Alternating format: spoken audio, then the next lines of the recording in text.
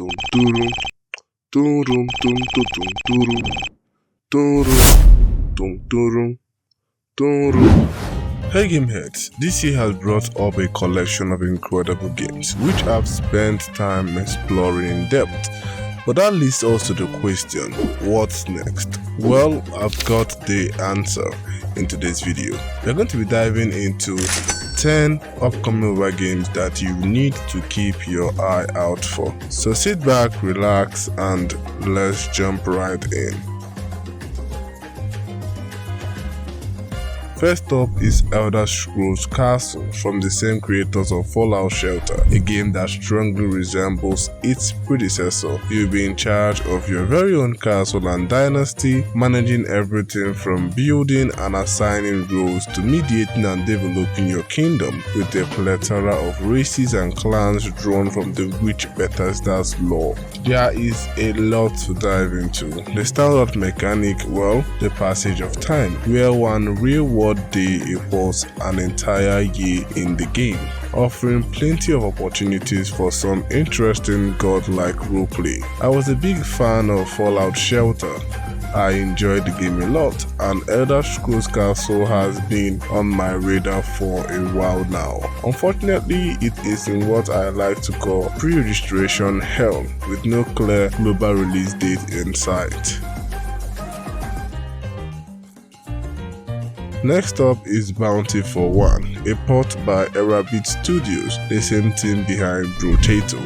This is a one versus all fast action paced roguelike set in the Wild West. After the rise of Vampire Survivor, these types of games have been popping up all over the mobile platform, and for good reason. They fit the mobile aesthetic perfectly. But Bounty for All brings something fresh. You play as a fallen hero on a path to avoid death, fending off endless hordes of bounty hunters and occasionally battling epic gunslinging bosses. This adds an interesting twist, the flashy combat, awesome arsenal of guns, and addictive gameplay that is known to the genre makes it relatively worth watching out for. You can pre-register for it right now on all of your app stores.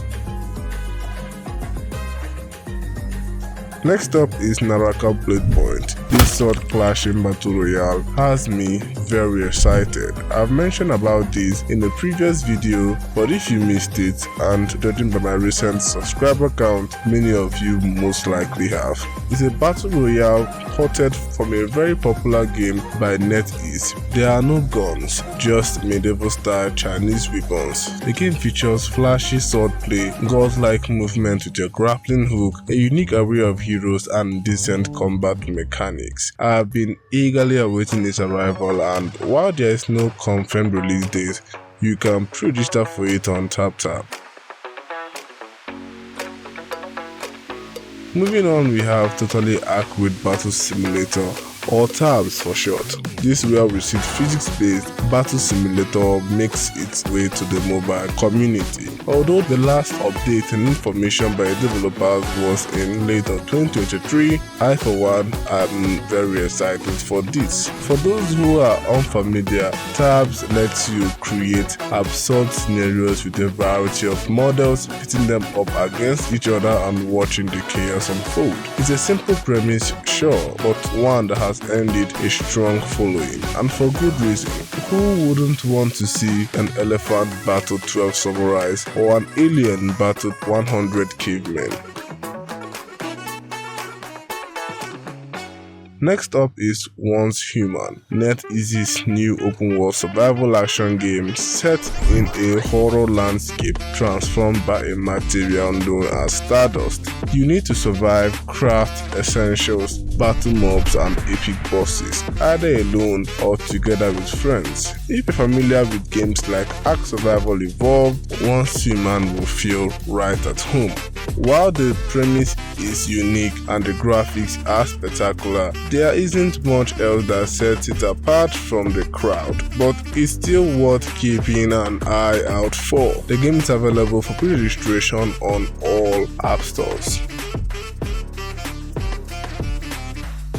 Now let's talk about Hitori no Shita, The Outcast. This anime game adaptation actually looks incredibly promising, and as someone who has watched the series, I can say that the combat and the entire world aims to emulate the show, which is exciting. The game has amazing graphics and visuals, and it seems to be heading in the right direction with a great emphasis on cool looking combat filled with flashy after effects that I find quite promising and interesting. It's going to be huge. However, since anime adaptations can be a hit or miss, I recommend keeping your expectations right in the check. Since its demo last year, there haven't really been much discussions on its release date, but it's available for pre-registration on TapTap, so that's that.